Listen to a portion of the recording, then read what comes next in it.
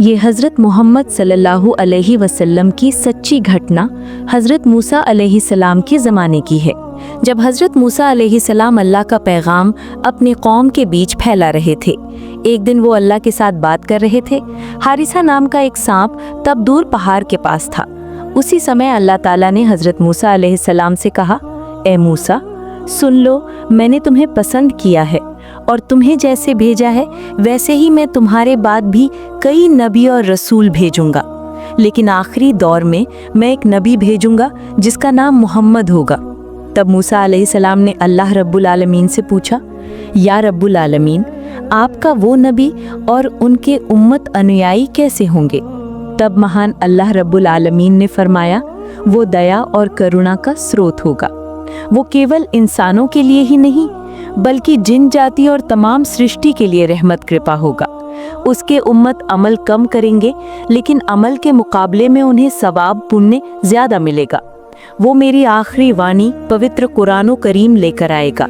और महान अल्लाह रब्बुल आलमीन ने ये भी कहा, जो उस नबी पर ईमान लाएगा उसे मैं मुक्ति दूंगा, जो उसे मोहब्बत करेगा उस व्यक्ति को भी मैं मुक्ति दूंगा। चुपके चुपके इस महान बातचीत को सुनकर हारिसा साहब के दिल में एक उम्मीद की किरण जागी। वो मन ही मन सोचने लगा, जिस नबी से महान अल्लाह रब्बुल आलमीन इतना प्यार करते हैं, अगर मैं उस नबी के मुख से माफ़ी की दुआ मांग सकूं तो यकीनन महान अल्लाह रब्बुल आलमीन मुझे माफ़ कर सकते हैं। अगले दिन सुबह हारिसा साहब की मुलाकात मूसा अलैहिस्सलाम से हुई। उस हारिसा साहब ने तब हज़रत मूसा अलैहिस्सलाम से कहा, ए मूसा अलैहिस्सलाम, मैं हारिसा बोल रहा हूँ, मैं एक सांप हूँ, आप पीछे मुड़कर मेहरबानी करके नीचे देखिए। तब मूसा अलैहिस्सलाम चलना बंद करके खड़े हो गए और उन्होंने पीछे मुड़कर नीचे देखा। तब उन्होंने पाया कि वो हारिसा सांप उन्हें बुला रहा है। तब वो हारिसा सांप धीरे आवाज में कहने लगा, या रसूल अल्लाह, ए अल्लाह के नबी, मैं आपके पास एक गुजारिश लेकर आया हूँ। मैंने सुना है कि आखिरी दौर में एक नबी आएंगे, उनका नाम अहमद होगा और वो दुनिया के आखिरी नबी होंगे। ए मूसा अलैहिस्सलाम, अल्लाह के नबी, मैं उनकी सोबत हासिल करना चाहता हूँ। आप मेहरबानी करके महान अल्लाह रब्बुल आलमीन से मेरी हयात उम्र लंबी करने के लिए थोड़ी दुआ कीजिए। मैं चाहता हूँ कि मैं उस नबी के ज़माने तक जिंदा रह सकूँ और उनकी सोबत हासिल कर सकूँ। तब मूसा अलैहिस्सलाम ने सांप की कराहट सुनकर महान अल्लाह रब्बुल आलमीन से प्रार्थना की और तुरंत ही अल्लाह ने दुआ कबूल कर ली और सांप से कहा, ए हारिसा, तुम अमुक जंगल में जाओ और उस नबी के ज़माने तक तुम वहीं रहोगे। तुम आज रात ही सो जाओगे। अल्लाह की रहमत से तुम उनके ज़माने तक जिंदा रहोगे और सोए हुए ही रहोगे। याद रखना, जिस ज़माने में तुम्हारी नींद टूटेगी वही ज़माना आखिरी नबी यानी नबी अहमद का ज़माना होगा। तब वो हारिस सांप मूसा नबी के कहे अनुसार ही उस जंगल में जाकर गुफा के अंदर एक गड्ढे में सो गया। साल पर साल गुजरते गए, दौर बदलते गए, राजा बदलते गए, मूसा अलैहिस्सलाम का ज़माना भी चला गया। उसके बाद कई नबी आए और वे भी चले गए। एक समय पर हज़रत मोहम्मद सल्लल्लाहु अलैहि वसल्लम का जन्म हुआ और वे धीरे धीरे बड़े होते गए। उनके बचपन किशोर अवस्था से गुजरकर उन्होंने जवानी की उम्र में नबूवत प्राप्त की। ठीक उसी समय जंगल की गहराई में स्थित उस टीले यानी छोटी पहाड़ी के अंदर हारिसा नाम के सोए हुए सांप की नींद टूट गई। ऐसा लग रहा था जैसे किसी ने उसे जगाया हो। उसका दिल भर आया।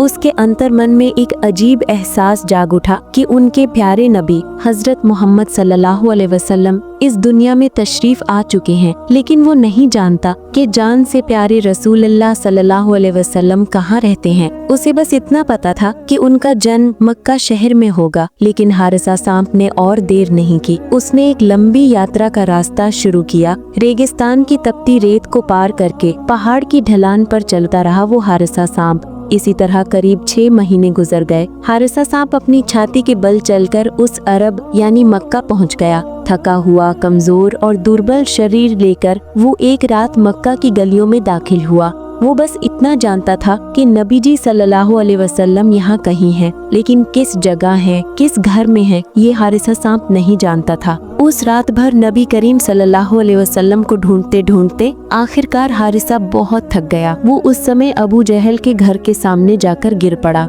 बिना खाए पिए सफर करते करते हारिसा सांप थक गया था, इसलिए जब वो अबू जहल के घर के सामने पहुंचा तो वो और चल नहीं पाया। तब उसने आराम करने का फैसला किया और वहीं पर वो हारिसा सांप सो गया। अगले दिन सुबह जब अबू जहल घर से बाहर निकला तो उसने देखा कि उसके घर के सामने एक सांप सोया हुआ है। उस सांप को देखकर अबू जहल को बहुत गुस्सा आया। अबू जहल ने तब सांप को खतरा मानकर उसे एक लाठी लेकर मारने की कोशिश की, लेकिन अचानक एक अजीब घटना हुई। अचानक सांप ने अबू जहल को देखकर बोलना शुरू कर दिया और वो अबू जहल को देखकर कहने लगा, ए अल्लाह के बंदे, मुझे मत मारो। मैं विश्व नबी हजरत मोहम्मद सल्लल्लाहु अलैहि वसल्लम से मिलने आया हूँ। मैं मूसा के जमाने में पैदा हुआ था और उनकी दुआ से उम्र पाकर आज भी जिंदा हूँ। मैं हजरत मोहम्मद सल्लल्लाहु अलैहि वसल्लम से मिलकर यहाँ से चला जाऊंगा। मैं तुम्हारा कोई नुकसान नहीं करने आया हूँ, कृपया तुम मेरा कोई नुकसान मत करो। सांप को बात करते देख अबू जहल को बहुत आश्चर्य हुआ,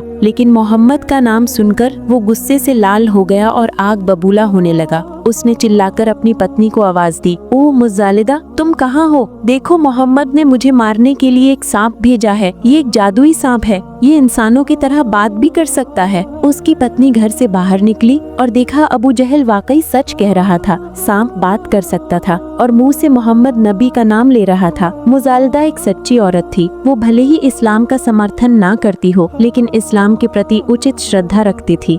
लेकिन अबू जहल की वजह से वो मुंह से कभी श्रद्धा व्यक्त नहीं कर पाती थी। उस समय उन्होंने अबू जहल को सांप को मारने से मना किया, लेकिन अबू जहल ने उनकी कोई बात नहीं सुनी और गुस्से से भरकर तेज आवाज में कहने लगा, ओ जादुई सांप, तुझे जरूर मोहम्मद ने मुझे मारने के लिए भेजा है। तुझे मेरे हाथ से कोई नहीं बचा सकता। आज मैं तुझे मार ही डालूंगा। ये कहकर वो सांप के शरीर पर चोट करने लगा। तब हारिसा सांप चीखने लगा, लेकिन क्रूर अबू जहल ने उसे मुक्ति नहीं दी। लेकिन सांप ने इतना दर्द सहकर भी कोई हमला नहीं किया। उसने डंक भी नहीं मारा। वो सिर्फ विनती करके कहने लगा, ए अल्लाह के बंदे, मुझे छोड़ दो। मैं तो तुम्हारा कोई नुकसान नहीं करूंगा। मैं सिर्फ हजरत मोहम्मद सल्लल्लाहु अलैहि वसल्लम से मिलकर चला जाऊंगा। लेकिन क्रूर अबू जहल ने उसकी कोई बात नहीं सुनी। सांप को एक समय पर मारते मारते अधमरा करके एक पिंजरे में कैद कर दिया। पिंजरे में कैद रहते हुए सांप रोने लगा और महान अल्लाह रब्बुल आलमीन से दर्द भरी आवाज में पुकारने लगा। तब वो हारिसा सांप अल्लाह से कहता है, ए अल्लाह रब्बुल आलमीन, आप मुझे मौत दे दीजिए। मुझे कोई अफसोस नहीं है, लेकिन मरने से पहले एक बार तो मैं आपके हबीब प्रियतम से मिलना चाहता हूँ। रात के समय अबू जहल के घर में दीपक बुझने को था। मुजालिदा ने कांपती आवाज में अबू जहल से तब कहा, ए उमर इब्ने हशाम, अबू जहल का असली नाम, आप इस सांप का क्या करना चाहते हैं? इसने तो आपका कोई नुकसान नहीं किया। आपने इसे इतना मारा, फिर भी तो ये आप पर कोई हमला करने नहीं आया। आप इसे छोड़ भी तो सकते थे। मुजालिदा की ये बात सुनकर क्रूर अबू जहल बहुत नाराज हो गया। उसने तुरंत उसके गाल पर एक थप्पड़ मारा और तब मुजालिदा से कहा, पागल हो गई हो तुम? इसने मोहम्मद का नाम लिया है। जरूर मोहम्मद ने इसे जादू करके भेजा है, इसलिए ये सांप होकर ये बात कर सकता है और मैं इसे कभी नहीं छोड़ूंगा। मैं इसका बदला जरूर लूंगा। इसी तरह बहस करते करते वे एक समय पर सो गए। लेकिन मुजालिदा का दिल काफी नरम था। उनके मन में बहुत दया थी। वो बर्दाश्त नहीं कर सकी। गहरी रात में वो घर से बाहर निकली, उस सांप को आजाद करने की उम्मीद में। वो एक समय पर सांप के पिंजरे के पास गई। दूसरी ओर मुजालिदा के घर से बाहर निकलने के तुरंत बाद क्रूर अबू जहल की नींद खुल गई। अबू जहल ने अपने पास मुजालिदा को ना देखकर एक समय पर सोचा, जरूर वो उस सांप को छोड़ने गई है। इसलिए अबू जहल ने देर ना करते हुए घर से बाहर निकल गया।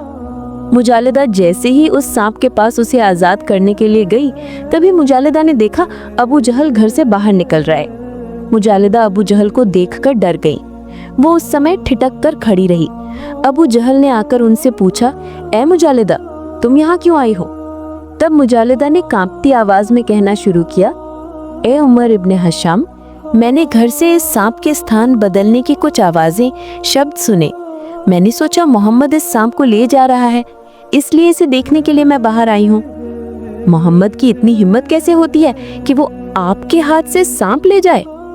इस तरह झूठी बात कहकर मुजालिदा ने अबू जहल को घर के अंदर भेज दिया और वो भी खुद घर चली गई। अगर मुजालिदा अबू जहल को ये बात ना कहती तो शायद क्रूर अबू जहल उन्हें यातना देता। इसी तरह करीब 3 दिन तक उस सांप को कैद करके उस क्रूर अबू जहल ने यातना दी। खाना, पानी, सांस, शांति कुछ भी नहीं ले पाया वो हारिसा सांप। लगातार लोग उसे देखने आते थे। कौन है वो सांप जो इंसानों की तरह बात करता है? लेकिन फिर भी क्रूर अबू जहल की वजह से उनका भी दिल कांप उठता था। वे कहने लगे, इस सांप को इतनी आत्मा देना ठीक नहीं है। लेकिन सांप सिर्फ रोता था और अल्लाह अल्लाह कहकर चिल्लाता था। आखिरकार 3 दिन गुजरने के बाद हारिसा सांप का शरीर कमजोर पड़ गया, वो मर गया। लेकिन यहीं खत्म नहीं होता। अबू जहल इतने पर भी संतुष्ट नहीं हुआ। वो बोल उठा, इसे सिर्फ मौत देने से नहीं होगा, इसे आग में जलाकर राख कर देना होगा और पूरे इलाके में दिखाना होगा कि मोहम्मद ने मुझे एक सांप भेजा था मारने के लिए, लेकिन मैंने उस जादुई सांप को मार डाला है और आग में जलाकर उसे राख बना दिया है। योजना के अनुसार ही अबू जहल ने उस सांप को आग में जला दिया और उसके मृत्यु शरीर को राख बना दिया। सांप को जलता देखकर अबू जहल हंसने लगा और कहने लगा, सब देखें मोहम्मद का जासूस कैसे आग में जल रहा है, कैसे जलकर राख हो रहा है। आखिरकार जब वो सांप जलकर राख हो गया तो अबू जहल ने उस राख को ढक्कन वाले एक पीतल के बर्तन में रख लिया। अब शुरू हो गया झूठ के अहंकार वाला वो खेल। अबू जहल उस राख भरे बर्तन को लेकर पूरे मक्का की गलियों में घूमने लगा और लोगों को इकट्ठा करके कहने लगा, ए लोगों, देखो मोहम्मद ने मुझे मारने के लिए एक सांप भेजा था।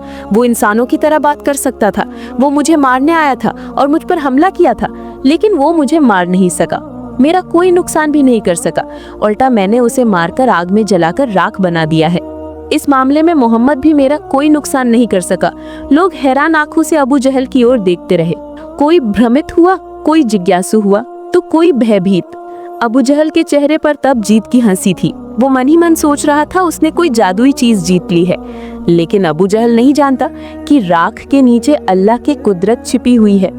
पूरी पृथ्वी उस समय रो रही थी, आसमान के फरिश्ते भी उस समय रो रहे थे, क्योंकि उन्होंने हारिसा की ईमानी शक्ति और उसकी तितिक्षा यानी सहनशीलता और उसके पाप मोचन की कामना में चुपचाप बहने वाले आंसू देखे थे। लोगों के बीच भाषण देकर अबू जहल शांत नहीं हुआ। वो घर घर जाकर सबको कहने लगा, ए लोगों, देख लो, मोहम्मद ने मुझे मारने के लिए एक सांप भेजा था, मैंने उसे मारकर आग में जलाकर राख बना दिया है।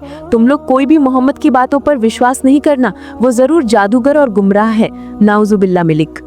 अबू जहल इसके बाद एक और घर जाता है और वहां जाकर भी उन्हें उस राख के बर्तन को दिखाकर ऐसे ही कहता रहता है। मक्का की कोई गली अबू जहल ने नहीं छोड़ी, जिसे सामने पाया उसे ही वो गर्दन दिखाकर ऐसे ही उल्टी सीधी बातें कहने लगा। आखिरकार वो एक मान्यवर व्यक्ति के पास पहुंचा जिसकी उम्र थोड़ी ज्यादा थी, एक बुजुर्ग टाइप के थे। उनके सामने जाकर अबू जहल ने वही पिछली बातें कही। ए व्यक्ति, सुन लो, मोहम्मद ने मेरे पास एक जादुई सांप भेजा था। सांप बात कर सकता था और मुझे नुकसान पहुंचाना चाहता था, लेकिन मैंने उसे वो मौका नहीं दिया। मैंने उसे मार डाला है और आग में जलाकर राख बना दिया है।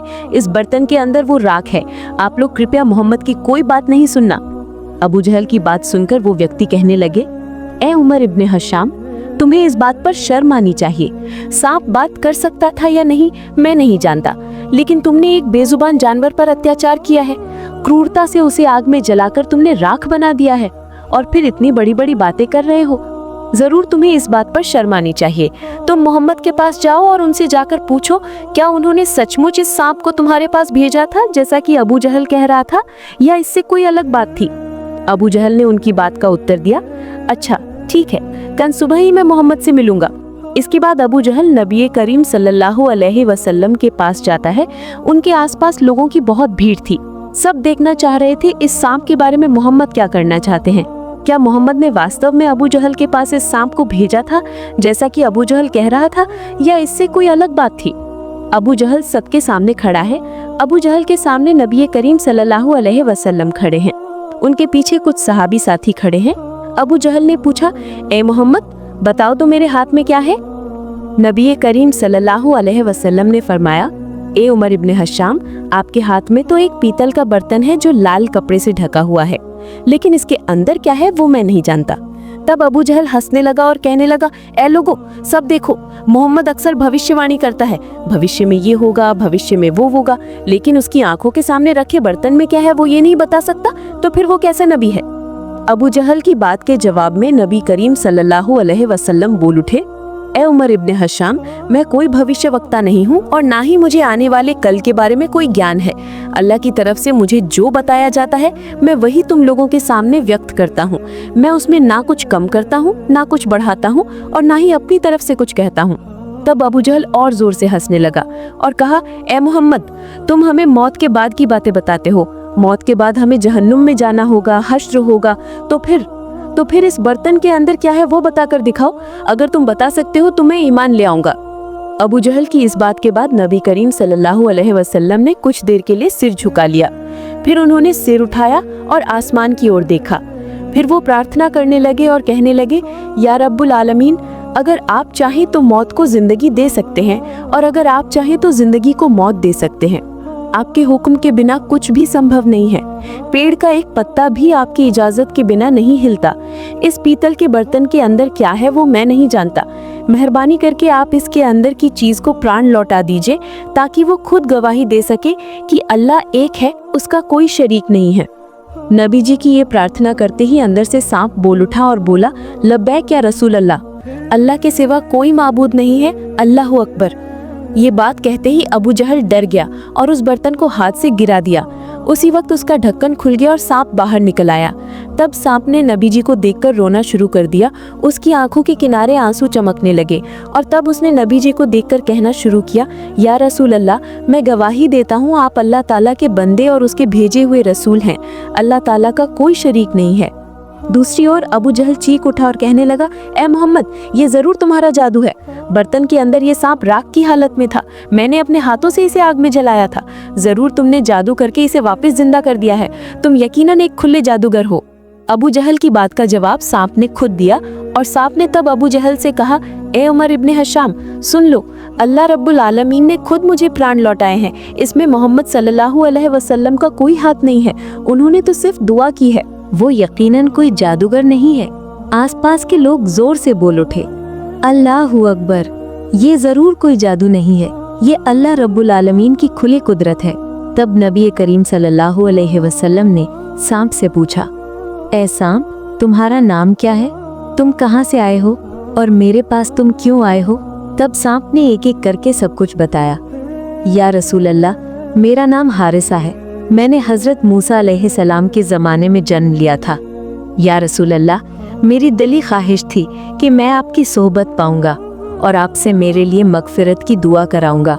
इसलिए मैंने हजरत मूसा अलैहिस्सलाम से उम्र लंबी करने की दुआ मांगी और जब उन्होंने अल्लाह से दुआ की तो अल्लाह ने मेरी उम्र लंबी कर दी। मैं उनके ज़माने से आपके ज़माने तक सोया हुआ था, लेकिन मक्का में मुझे नहीं पता था आप कहाँ रहते हैं, जिसके लिए मक्का आकर मैं बहुत घूमा। आखिरकार मैं थक गया और इस आदमी के घर के सामने सो गया।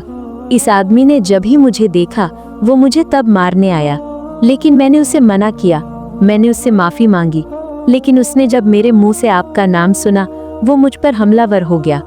मुझे बहुत चोट पहुंचाता रहा, बहुत अत्याचार करता रहा, मुझे पिंजरे में भी कैद कर दिया। मैंने उसे बार बार कहा मुझे छोड़ दे, बहुत विनती भी की, लेकिन उसने मुझे तब नहीं छोड़ा। आखिरकार उसने मुझे मारकर आग में जलाकर राख बना दिया। या रसूल अल्लाह, मैंने तब भी उसका कोई नुकसान नहीं किया था, लेकिन अब क्योंकि दूसरी बार मुझे मौका मिला है, अब ये मौका मैं हाथ से नहीं जाने दूंगा। अब मैं उसे नहीं छोड़ूंगा, मैं उसे खत्म कर दूंगा। ये कहकर हारिसा सांप अबू जहल की ओर लपका उसे डसने के लिए। उस समय अबू जहल डर के मारे भागने लगा, लेकिन नबी करीम सल्लल्लाहु अलैहि वसल्लम ने पीछे से सांप को आवाज दी और कहा, ए हारिसा, तुम उसे माफ कर दो, उसका कोई नुकसान मत करो। मानता हूँ तुम पर जरूर जुल्म और अत्याचार हुआ है, लेकिन याद रखना, अगर तुम किसी को माफ कर देते हो, क्षमा कर देते हो, तो यकीनन महान अल्लाह रब्बुल आलमीन भी तुम्हें माफ करेंगे और उसके बदले में तुम्हें उत्तम प्रतिफल देंगे। नबी जी की आवाज़ सुनकर हारिसा सांप और आगे नहीं बढ़ा। उसने नबी जी की बात का पालन किया और अबू जहल को माफ कर दिया। इसके बाद उसने एक और गुजारिश की और कहा, या रसूल अल्लाह, मेरी आपसे एक और फरमाइश है। कृपया महान अल्लाह रब्बुल आलमीन से थोड़ी दुआ कीजिए, वो मुझे इंसान बना दे। मैं भी इंसानों की तरह इबादत करना चाहता हूँ और अशरफुल मखलूक़ात यानी सर्वश्रेष्ठ रचना बनकर मैं भी गवाही देना चाहता हूँ और आखिरत यानी परलोक में आपके साथ जन्नत में रहना चाहता हूँ। ये कहने के बाद नबी करीम सल्लल्लाहु अलैहि वसल्लम ने अल्लाह से उस हारिसा सांप के लिए दुआ की और उसी वक्त वो हारिसा सांप इंसान बन गया। इंसान बनने के बाद वो जब तक जिंदा रहा तब तक नबी करीम सल्लल्लाहु अलैहि वसल्लम की खिदमत करता रहा। एक बार एक महिला रसूल सल्लल्लाहु अलैहि वसल्लम की दरगाह में उपस्थित हुई और विनम्रता से निवेदन किया, ए अल्लाह के रसूल सल्लल्लाहु अलैहि वसल्लम, आप मुझे गुनाहों से पवित्र कर दीजिए। मैंने जानबूझकर महापाप कर लिया है, मैंने व्यभिचार किया है। आप मुझे सजा देकर पवित्र कर दीजिए और परलोक के अजाब यानी यातना से मेरी रक्षा कीजिए। महिला की ऐसी बात सुनकर नबी करीम सल्लल्लाहु अलैहि वसल्लम ने जानबूझकर उसकी ओर से मुंह फेर लिया। तब महिला उस ओर जाकर फिर से सजा देने का अनुरोध करने लगी। नबी करीम सल्लल्लाहु अलैहि वसल्लम ने इस बार भी दूसरी ओर मुंह फेर लिया, इसलिए महिला फिर से उस ओर जाकर विनय करने लगी। हुजूर सल्लल्लाहु अलैहि वसल्लम ने इस बार भी दूसरी ओर मुंह फेर लिया। इस तरह वो महिला हठी होकर लगातार 4 बार हुजूर सल्लल्लाहु अलैहि वसल्लम के सामने अपने अपराध को स्वीकार किया और शरीयत के अनुसार सजा लागू करने का आग्रह किया। उसने कहा, हुजूर, मैं जानती हूँ कि इस पाप की सजा कितनी भयानक है, पत्थर मारकर मृत्यु दंड लागू करना, लेकिन फिर भी मैं उस सजा को स्वेच्छा से स्वीकार करने के लिए तैयार हूँ, क्योंकि दुनिया की इस मामूली सजा से ज्यादा भयानक, असीम पीड़ादायक आखिरत की सजा है। इसलिए दया करके आप दुनिया की सजा लागू करके आखिरत की असहनीय सजा से मुझे मुक्ति दिलाने का इंतजाम कर दीजिए। महिला की असामान्य जोर देने पर आखिरकार नबी करीम सल्लल्लाहु अलैहि वसल्लम ने उससे बात की, तुमने इस भरी सभा में स्वेच्छा से अपने अपराध को बार बार स्वीकार किया है, इसलिए तुम पर सजा लागू की जा सकती है, लेकिन क्योंकि तुम अभी गर्भवती हो इसलिए तुम्हारी मृत्यु नहीं हो सकती, अतएव तुम अभी चली जाओ।